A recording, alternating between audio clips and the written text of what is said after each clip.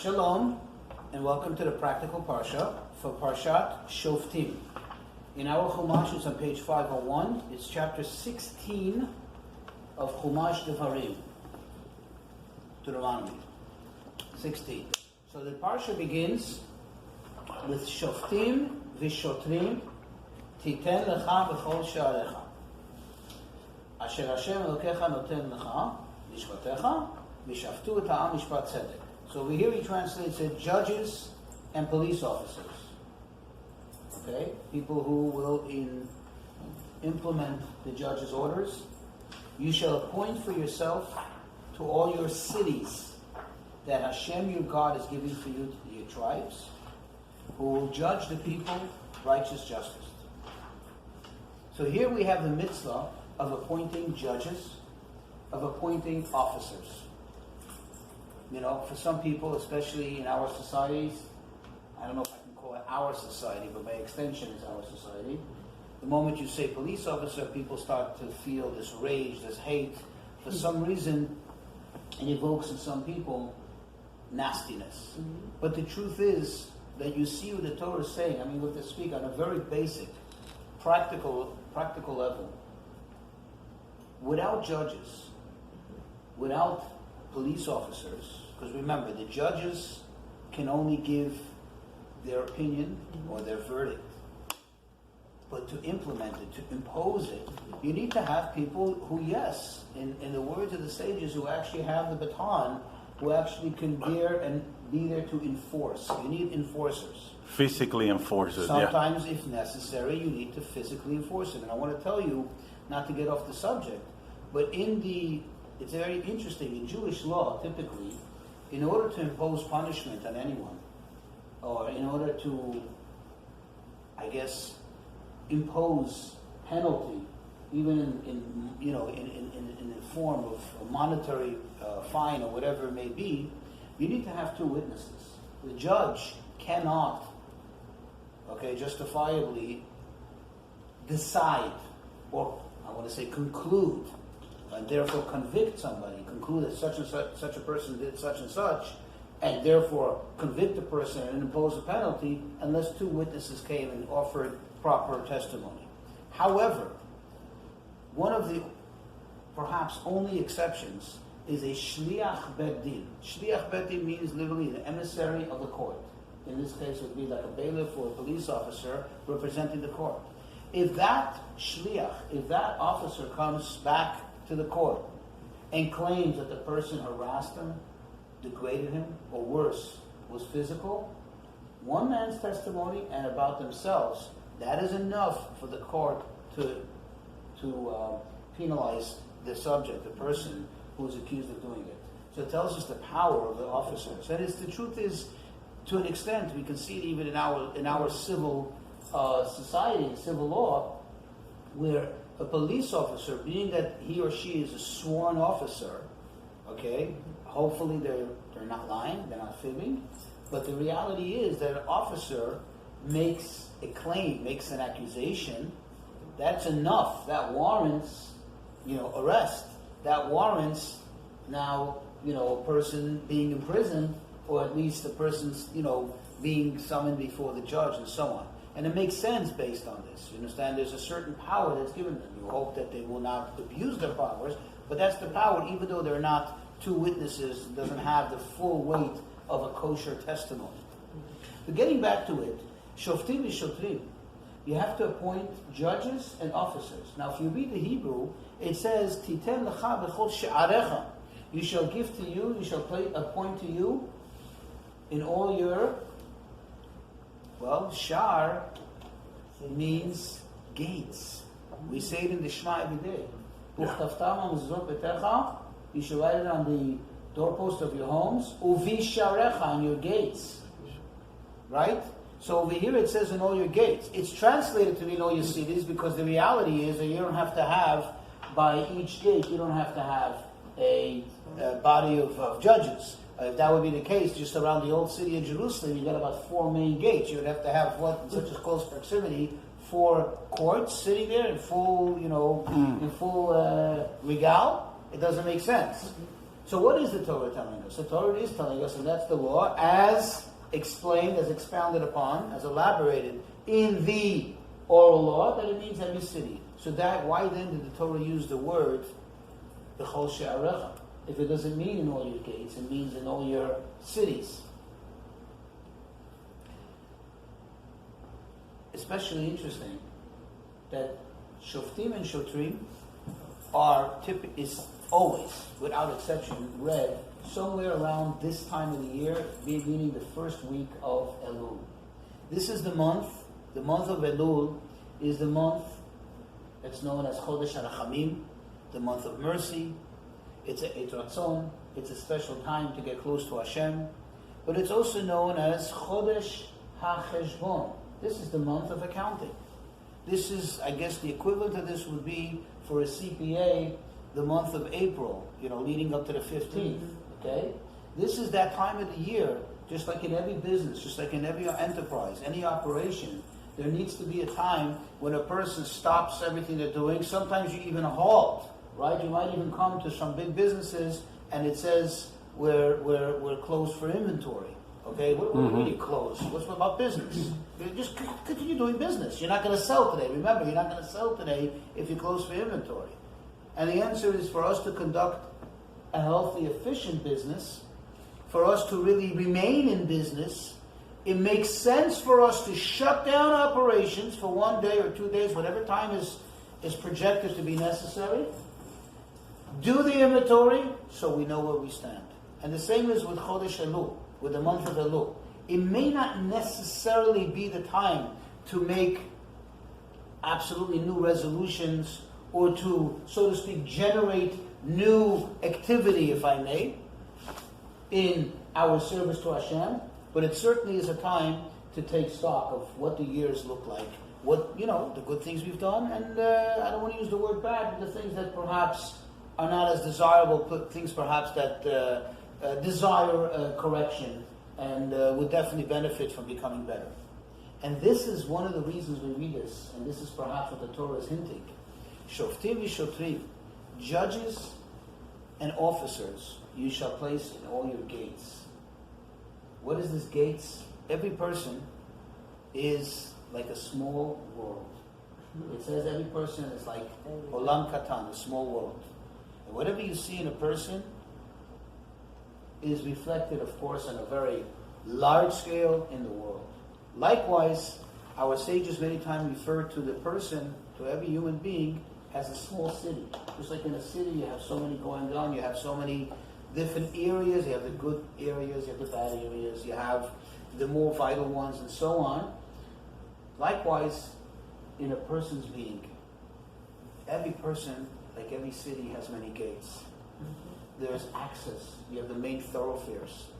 Those gates, and I think it's quite obvious, you don't even need me to spell it out, but I will.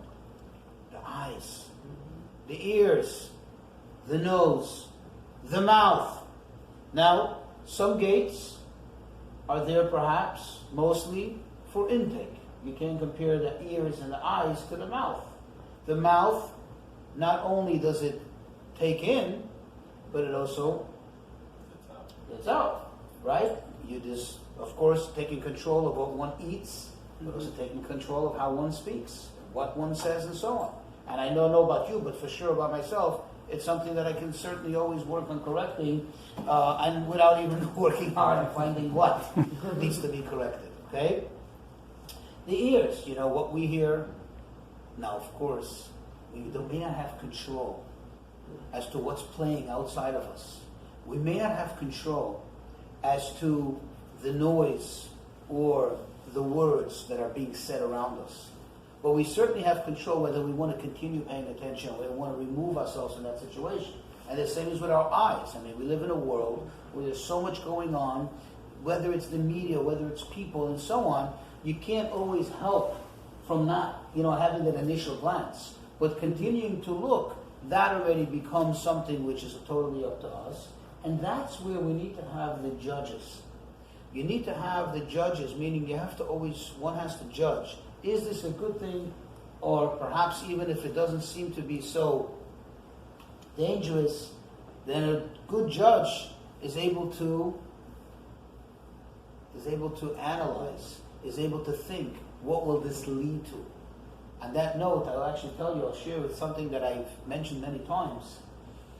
There's a saying, there's an adage from our sages that says, Chacham adif min avi. A wise man, a wise person, is even greater, is preferred over a prophet. Oh, what? The prophet, so holy. God speaks to the prophet. He or she hears directly from God, or slightly indirectly, but at least more than us, right? And is able to tell you maybe the future, what's going to be and how it's going to be. How can we make such a statement? How is it true that a chacham, a wise person, is even greater than a prophet? And remember, a judge needs to be a chacham, needs to be wise. Doesn't necessarily have to be a prophet. On the contrary, I don't think we ever find necessarily that the prophets sat in on the Sanhedrin per se. And if they did, it wasn't because that was the criteria, just it happens to be. Okay? We did have. You have Mordechai, for example, in the story of Purim, he was also a prophet, but that wasn't the reason why he was on the Sanhedrin, because he was a chacham, he was a wise man. And the answer is, a wise man is greater than a prophet because a prophet is very limited. What is the limitation of a prophet? He can only do what he can only know about the future, what he or she is shown, what he or she is exposed to by the will of God. Whereas a wise person, because of their wisdom, has the ability to analyze and to think and to work out every scenario and think, what could this possibly lead to? And therefore, when it comes to taking precaution, the wise person is certainly preferable to a prophet. And that is exactly what he's saying here. You should have the judge look. Sometimes it may seem like an innocent situation, what you're seeing or what you're hearing and so on. However, think, let the judge, use your mind to judge, and if somebody is not a good judge on their own, or perhaps typically we're very partial when it comes to ourselves, no problem. Then you need to seek out a judge, meaning somebody who is A, non-partial, and B, has the wisdom, and in this case has also the spiritual know-how, to be able to determine, to be able to assess the situation and come to a decision whether this is a good or not good thing. And then you need to have your own police officers. One needs to be able to actually restrain themselves, because sometimes we hear what the judge has to say, or sometimes the judge's opinion is very obvious, it's screaming out loud, but for whatever reason we have a moment of weakness and we succumb to temptation and we're not able to, or we don't actually enforce the judge's will. And that's what he's telling us over here in the month of Elul. Another thing that I saw, and I believe this is from Rabbi Yitzchak of Berditchev, very, very interesting thing. It says, because really if you look at the verse, there's many questions one can ask, especially if you look at the end of the verse where it says, and they should judge the people a righteous justice. First of all, the Torah is going to continue. Look at the Torah continues in verse 19. It says, do not prefer justice, do not display favoritism, right? Do not take any bribes, and so on and so forth, right? And then it says, pursue absolute justice. So what does it mean when it says they should judge the people a righteous justice? I mean, it's obviously, if the Torah is calling them judges, and the Torah is telling you that this is something that Hashem wants you to appoint, it should be quite obvious. And what he says is as follows. He says, and also, why does it say another thing? It says in the beginning of the verse, it says, judges and officers, titen lecha, he should appoint to you. What do you mean he should appoint to you? He should appoint. It's not to you, it's to us, it's to society. God wants his appointment. What is this to you? He says as follows. The way we are judged above is the way we judge, is a reflection of how we judge. And therefore, this is actually a suggestion, this is actually a directive for every single person, for every single Jew. Many times we encounter things that at face value, they look very bad. You know, we see somebody doing something and it could look very terrible and it could look like they're actually guilty. It's obvious that they're guilty. And it becomes very difficult for us, especially when we're seeing somebody else. Not when we're judging ourselves. When we're judging someone else, it becomes very difficult for us to judge with tzedek, with righteousness. We become very justice, and remember the word justice means justified. I mean, the person's wrong, they're wrong, I'm sorry. But when it comes to ourselves, we want to have a little more righteousness, or more, when I say righteousness, I mean more tzedakah. Tzedek, as it comes to the word tzedakah, which means like charity, like, come on, can't you be a little more forgiving, and I'm more forgiving of myself, and so on. And what the Rabbi says, this is the Torah is telling us.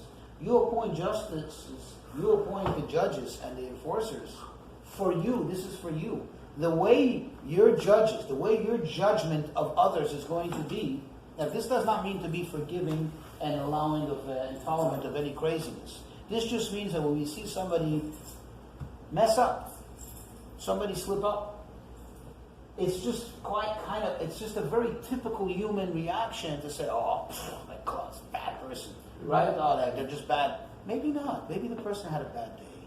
Maybe the person did their best at the moment and they slipped up. Maybe they had a moment of weakness. Mm-hmm. Maybe they, their background. Now, don't get me wrong. It's not saying in any way that the Torah is liberal, and just because somebody had a bad childhood, now they became a mass murderer, so just, let them go home and, just, watch cable TV and have a good life. No. Society needs to protect itself, and justice needs to be handed down. What we're talking about in the normal human relations.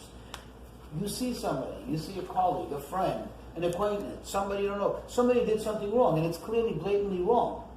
But we don't know what's going on in their mind. We don't know the background. Mm-hmm. Be a little merciful. Be a little judge with righteousness. Why? God says, you're giving this to yourself. This is a gift you're giving to yourself. Because the way you're going to judge others is the way you're going to be judged above.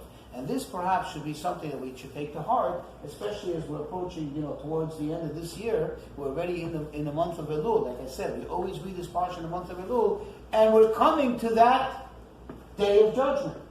So this is a time to reinforce this attribute of, hey, let's be a little more considerate of other people's mistakes.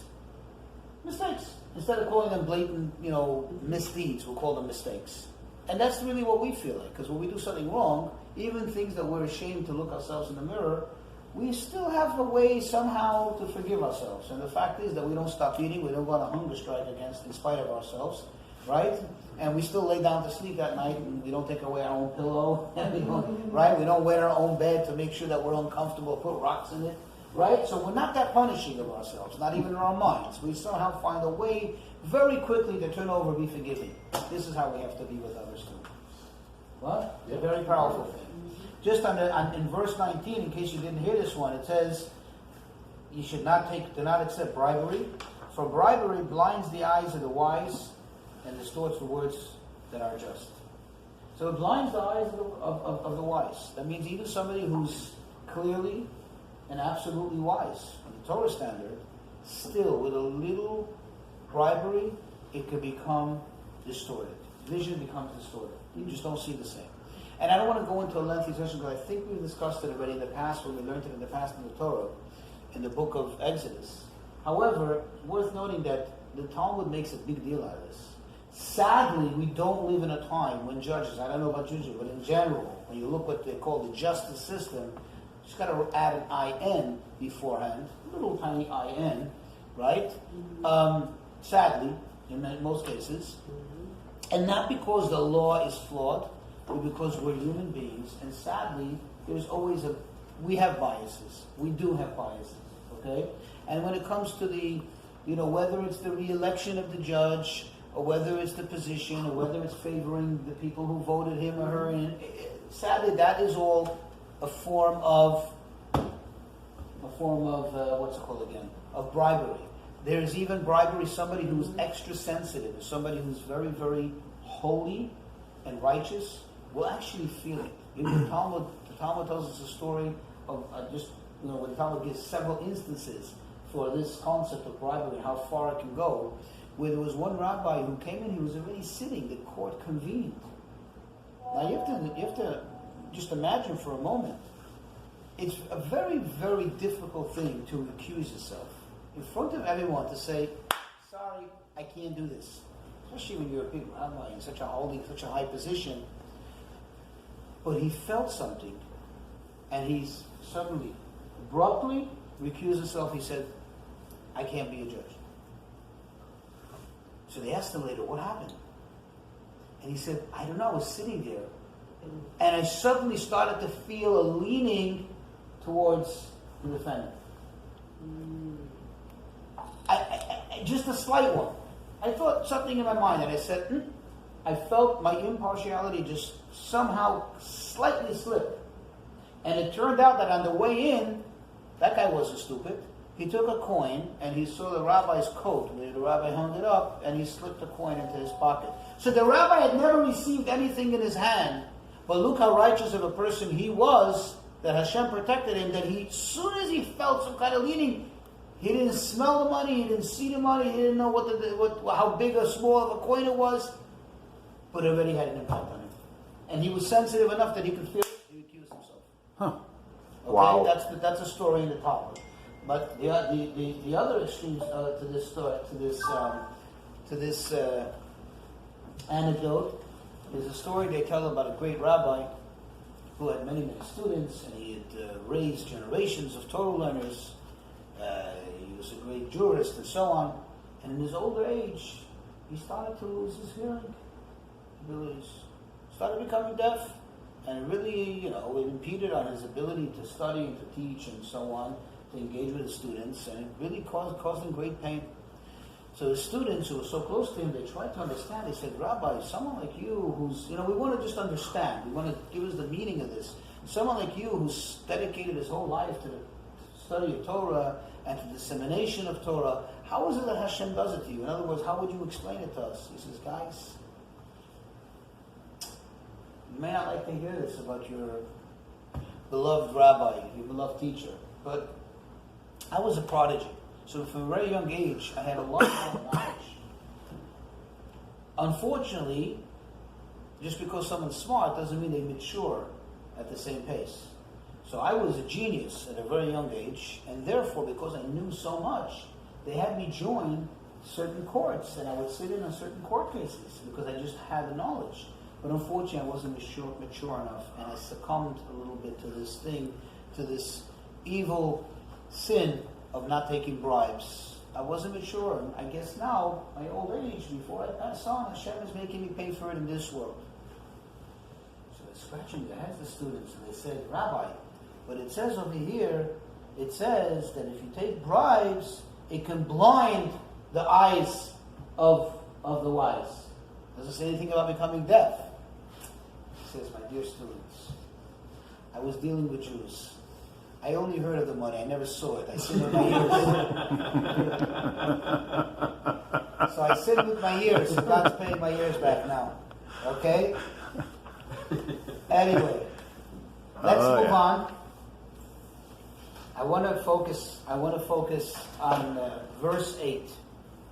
Okay? And this verse 8 through verse 13. This is, although it may just seem like, just another thing here in the Torah. I'm sorry. Let me go back. Chapter 17, forgive me. Chapter 17, okay, verse 8 through verse 13, okay? And it's worth reading it. I'm just going to read the translation in English, and then we'll talk about it. This is, I think you can say perhaps, I'm very comfortable with saying, the most important element today of our existence as Jews, as keeping the tradition of the Torah. What does it say?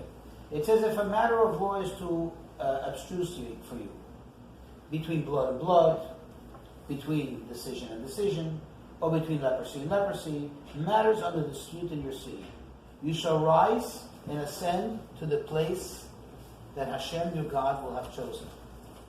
You are to come before the Kohanim, the Levites, and the judges officiating during those days.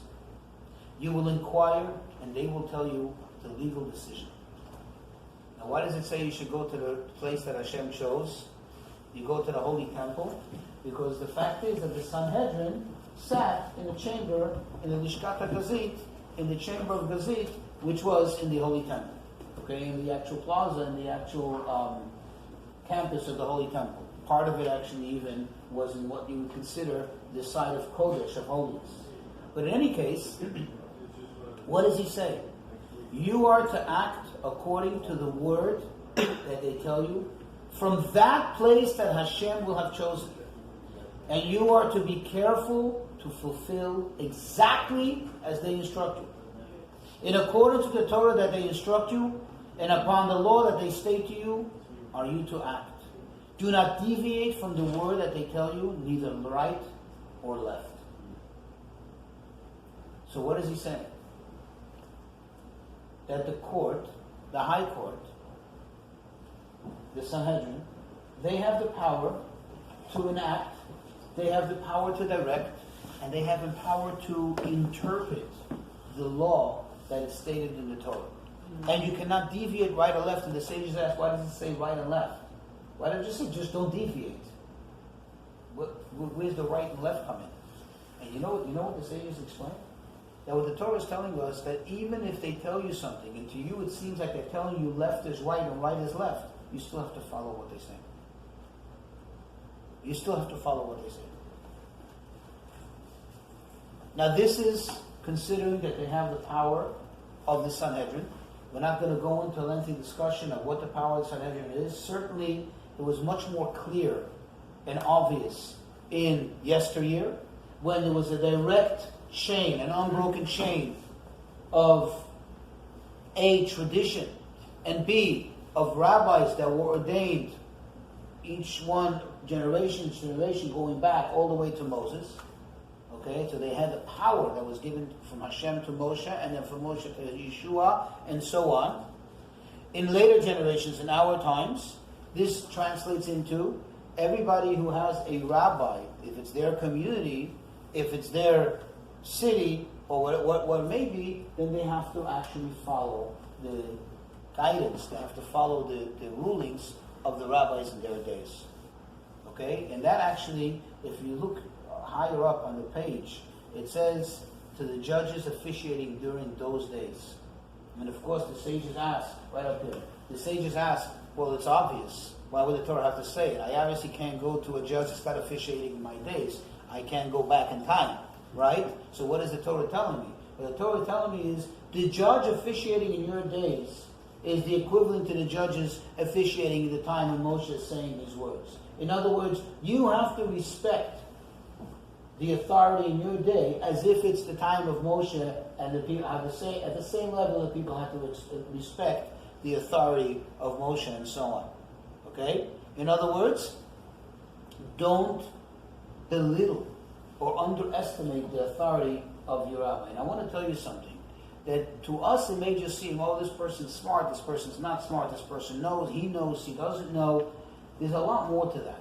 The truth is that when a person is appointed as a leader of a community, I'm talking about a true leader, a good leader, spiritually aligned. We're not talking about people who decide on their own to distort Torah and thus create a surrounding around them, sadly for them and sadly for the people around them. We're talking about a legitimate, a rav, a rabbi, a judge, a dayan, somebody who really has legitimate Torah knowledge and is following the Torah. It may have differences in opinion when it comes to a little to the right, a little to the left. We have various communities and there's no one better or worse. Everybody has to. But with that person, by being appointed, receives certain powers from Hashem that you cannot see, you cannot quantify and say it's this much, it's that much, it looks like this or it looks like that. To give you an example, which is, I'm telling you, something very, very powerful. To me, it is the ultimate example to me. Anybody that even dabbled a little bit, just an iota, into the Rebbe's knowledge, into the Rebbe's philosophy, into the Rebbe's analytical powers of Torah, and the vast knowledge, will agree hands down that the Rebbe was capable of being the greatest rabbi. Rabbi, I'm talking about in terms of a rav, of a community, somebody, not just a spiritual leader, but somebody who has the power to hand down a verdict, to hand down a decision, to make what we call a psak din. But for whatever reason, the Rebbe would always refer to a rabbi. There were specific rabbis, like if it was something in the community, the Rebbe said to go to Rabbi Dvorkin, who was the original rabbi of Crown Heights, the Rebbe's community. He was considered to be the Rebbe as well. But there, even to somebody who, as much as their knowledge was great, but certainly compared to the Rebbe's knowledge, they were like on a much lower level. And still the Rebbe would refer to them, or refer to the people to them, that they should be the one to decide. Because a Rav, a rabbi of a community, has special powers. So to me, that's the best example. When I guarantee you that if anything, the Rebbe sometimes would suggest almost what the rabbi should decide, you know what I mean? Give him like the references, so to speak, where not telling you what to look it up, but saying, it should be that way, but let the rabbi decide.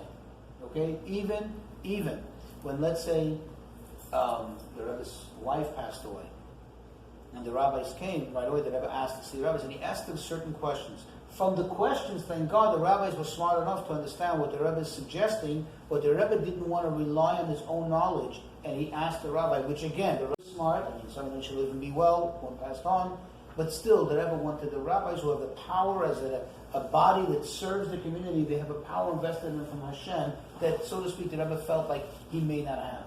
At least that's what seems evident from the story. But that shows you that the judges that will be in your day. But in any case, this opens up for some people a whole Pandora's box of 1 second. So the rabbis can make different laws, the rabbis can impose things, the rabbis could give new rulings and so on. The answer is yes. The answer is yes. Yes. And the Torah tells us that you have to listen to them. Now that is providing that these rabbis are consistent with the Torah tradition. And I'm going to be very, very blunt about it. There are those quote-unquote rabbis, people who call themselves rabbis, who might actually believe that they're rabbis, that sadly, not belittling them, but sadly deviated, or the people who educated them or misled them had deviated long ago from the ways of the Torah. And they are like, look, if those rabbis can decide that, we can decide that. We're rabbis too. First of all, no rabbi, there's rules of that too. No rabbi has the power to undo any rabbinic decision whatsoever. When I say you need to ask a rabbi, there's a case like the Torah says, it's between blood and blood. Is this kosher? Is this non-kosher? Well, they have to go to the source and say, okay, the source says this. Does it apply here? Does it not apply here? And that's where you have sometimes within the religious community, you have rabbis who deviate slightly on opinion because one feels like, this does fall into that category, this doesn't. But all agree one thing, that this is the category, that this is the final word of Hashem, whatever that rabbinic statement is, whatever that law is, the Shulchan Aruch. The moment you tear up that book, the Shulchan Aruch, you can call yourself rabbi, you can call yourself whatever you want. That is not what the Torah is talking about here. In fact, that's exactly what the Torah meant in last week's Parsha, that a false prophet's going to stand up and show you signs and show you things. It's not Torah. It's deviating from God's word. And that's what it is, okay? I mean, there's no two ways about it. That's really what it is. But, however, it's worth examining and really understanding, and that requires several classes just for this subject, understanding the process of how the sages, could and how they would, implement new rulings and so on. But just the absurdity, just to point out the absurdity of those who claim not to be in agreement, not agreeable with the rabbi's rulings, and therefore they created their own, what they call Judaism. It's not Judaism. It's just, for lack of a better word, they call it this kind of Judaism, that kind of Judaism. It's not Judaism. It's whatever you want to, it's not Judaism. Okay? It's just not. Okay? Everything in this world has criteria. You know what I mean? A monkey that can be trained to talk and sing is still a monkey, right? It didn't become human because he can mimic my words. You understand? Now he might be able to walk on two and wave his hands like this, and he might be able to do a better job than me in acrobatics and so on. But he's still a monkey. You understand? Mm-hmm. So you can't call him a human. You can treat him nicely, which you have to treat him nicely. Maybe he can even enjoy human food. I don't know. You can train anyone to do anything, almost. but it doesn't change his status. Still a monkey. It could be called this type of Judaism, that type of Judaism, this version of Judaism is not Judaism. Okay? Because Judaism is what it says right here, and what continues from this, the oral law. But I will point out the absurdity, as I started to say, is the people who claim that they don't believe in the oral law, and they even, God forbid, question one of the principles of our faith, which is that the Torah comes from Hashem through Moshe. But the most interesting thing is, and perhaps it's only because it's good for business, you got to keep the people, the sheeples. You know the sheeples? Yeah. You got to keep them, coming and paying membership and so on.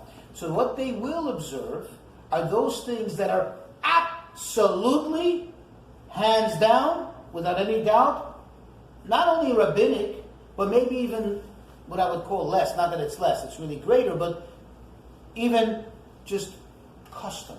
Okay? Let's take the kind. If something comes to mind, what is the most celebrated thing in the so-called reform and conservative movement? Most celebrated thing. The most important event. The most important event. No, not a holiday. The most important event in life. A bar mitzvah. Bar mitzvah. I meet people. Rabbi, I wasn't bar mitzvah. What does that mean you want bar mitzvah? Somebody didn't spend $30,000 on a stupid, empty cockamamie party? Like, what does that mean you want bar mitzvah? You know what I'm saying? What exactly does that mean? I mean, define. Most people can't define it. Oh, but I wasn't bar mitzvah. You know what I mean? Now, I want to ask you a question. Has anybody ever found a source for bar mitzvah in the Torah? No. In the Talmud? No. Exactly. It is mentioned, almost in a ways of passing, in the Zohar. Okay? So that is from the rabbinic times. What I'm just trying to say is, I won't keep Shabbat, because that, I'm the rabbi, I can change that. Bar mitzvah? Who? You know what I mean? And what is a bar mitzvah? I thought you don't follow this stuff, you know what I mean? Bar mitzvah. You know what I'm saying? Then it comes to Hanukkah. Hanukkah is clearly rabbinic. I mean, Moses could not have made Hanukkah because, the Assyrians didn't start up with Moses. It wasn't even in the first temple, it was in the second temple. Indeed. Okay? And Purim, as great as Mordechai and Esther were, but I can tell you one thing, I believe they never met Moses, not in real life. Maybe up there in heaven. Okay? You know what I'm saying? So for sure, these are all rabbinic things. Okay? Then let's just take the most important thing that I guess you can say the ritual, ceremonial gatherings that keep the people together. And that's what? Prayer. Yeah. Prayer. Who made the prayers? You want to tell me in the Torah where exactly it says that you need to pray and how you need to pray, and what you should say, what you shouldn't say? Furthermore, the decorum in a synagogue, that you read from the Torah, that there's such a thing as a Torah, how a Torah should be made, and so on and so forth. I think I made my case. Because you tell people to go, well, what's wrong? This is a new era. The men and women should sit together and stuff. And I got nothing against men and women sitting together, but it just so happens to be, if you're going to come to a synagogue to pray, and you're going to conduct it in the spirit, in the light of what that is supposed to mean, then you have to follow what the rabbis who, I don't want to say who designed this, who passed this on, the rabbis who actually configured this whole thing. And part of the configuration was not because there was any discrimination or bias against anyone. The configuration was that the men and the women sit separately, that the men join in this part of the ritual, the women in that part of the ritual, doesn't make anyone better, anyone worse, and so on. I think what you see, what I'm trying is that you see in the Torah how this is a very powerful principle. Not a very powerful principle, but a most powerful principle. Take another very good example, and we'll move on. If anybody knows the origin of why we celebrate in the diaspora, when it comes to the holidays, why we celebrate a 2-day holiday versus a 1-day in Israel, it's not because they're better than us. It's actually, unfortunately, at least on the surface, it was actually a product, a result of circumstance. But the sages, now, that circumstance really no longer applies. Okay? And the question is, why don't we now celebrate 1 day when we have a predetermined calendar based on the rabbinic calculation on the rabbinic, what they call it today, an algorithm, right? Then why at all would we be subjected to celebrating 2 days and so on? And the answer is, and it's very simple, very obvious, that once the sages have imposed something, once they have enacted something, you don't reverse it, you can't change it. But you see, you scream out loud, but the logic of it doesn't make sense. They told you that it's because of this reason. How do we go now and stick to it when it's just like a blatant refusal to look at reality?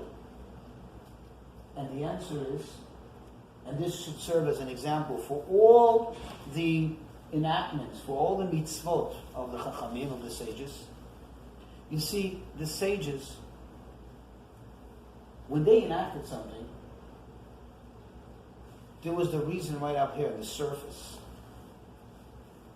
There was always that thing that seemed to trigger it. In this case, with the 2-day festival, because of the distortion, not knowing when the holiday starts, because not knowing when Rosh Chodesh is, or Hanukkah, because there was a circumstance, there was an event, there was a miracle, or Purim, and so on and so forth. But make no mistake, the sages weren't just like us, monkey see, monkey do. Okay? The sages were in tune to something more subliminal. Mm-hmm. They were in tune to the spiritual going-ons in the heavens.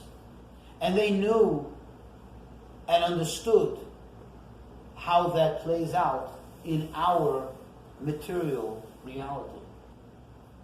Which in the material reality was triggered, the need for it was triggered because of those circumstances, because of that issue, or whatever it may be.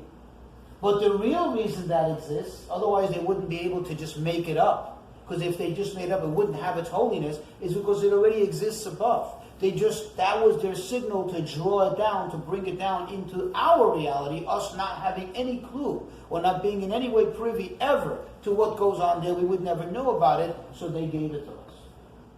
So true, you have the practical, realistic, down-to-earth triggers that exist or existed then, and so on.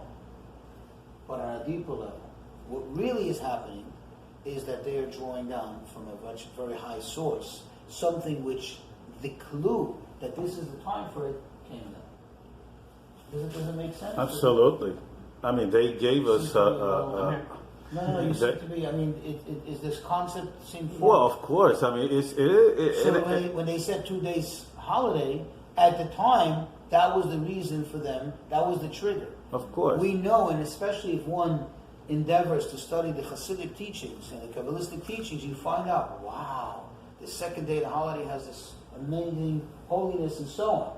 You say, but if that's the case, then why the people in Israel don't do it? That they lose out on it? And the answer is... There was also a big fact of long traveling that we don't have it also today. But today, but the fact is, basically, not to oversimplify it unjustly, and to do disjustice to this concept, but just because we don't have the time to go into the length. But in Israel, because the air, the atmosphere, so to speak, is more pure, spiritually speaking, so to speak, they're able to accomplish and achieve the entire holiness, get the whole package in that little amount of time, that one day.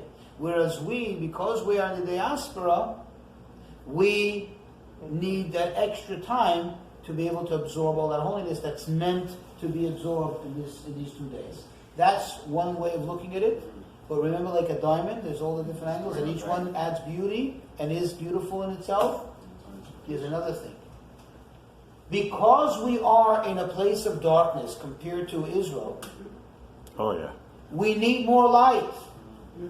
Not only we need more light, because of the darkness, we have the ability to bring out more light. In other words, God wouldn't just put us in the darkness. God wouldn't subject us to this negativity just for the purpose of it remaining negative and it remaining stagnant where it is. No. The fact that every bad has to turn to good. Every negative action is to bring to a greater positive. So this, that we are here, that we live outside of Israel, gives us that extra, I want to say, ammunition to be able to generate more light.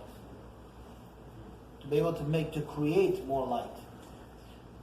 A, because now we're able to, and B, because it's more necessary. So the need actually, it both kind of feeds each other. Need and ability, because we have the darkness. Whereas in Israel, everything's good. Of course, no, and also being out there, the job is harder. Being what? The job is harder to draw. You need more time in order to bring more light. The effort is double. Correct. The effort is completely double. And going back to what you said, I believe that a lot of this, like you said, so-called rabbis, they are subjects of assimilation. Yeah, 100%. Or subjects or generators of assimilation in the worst form. In the worst form. But I don't want to. My point wasn't to speak negative. My point was to say that this is not just another thing you read. Listen to the rabbis. This is so fundamental, especially the further we go away in time from Moshe. This is all about the oral law. This is the premise of why we have to listen to the sages. In verse 11, in accord with the Torah that they instruct you, and upon the law that they say to you are to act. And by the way, this is so important, that even if they were to tell you, like it says, that right is left and left is right, they clearly made a mistake. But if you listen to them, just like it's Hashem's will that on Passover you don't eat chametz, and they make a mistake, you following their will, you're following their edict, you're following their rulings, you are doing Hashem's will. That's what Hashem wants of you right now. Exactly. To follow what he says, what the rabbi says, even if he makes a mistake. And it makes you more. It makes you also more aware. Right. No, but we know that there are certain things. The power, for example, the power of the bed din, the power of a true court of law is such that even if they err, their ruling is a proper ruling. Not in all matters, but in the most crucial ones. Okay, where it says Hashem says, "So shall you too do this." And I'm sorry, when it comes to the festivals, Hashem says, These are the festivals. You should call them. You should announce them in their times. And the sages tell us the word otam could be read atem, that you shall declare them. That means Hashem put it into our hands. So even if they made a mistake in the declaration of Rosh Chodesh, and thus leading that, changing the actual date of the holidays, you would say, 1 second. So it's not aligned with what God has up there. The Medrash tells us that God, the heavenly court, when the angels come and say, "Hey, when's Rosh Hashanah?" God says, "I don't know. We got to go down there and hear what they said." Literally, this is not a joke. The Medrash tells us that it's not a joke. Obviously, God knows. What God's telling them is, we don't decide up here. They decide. They have control of time and space because I've given it to them through the powers of the Torah. It's very, very, very important. Okay, very important. Even to the extent. Very interesting story, just to show you the power of a ruling.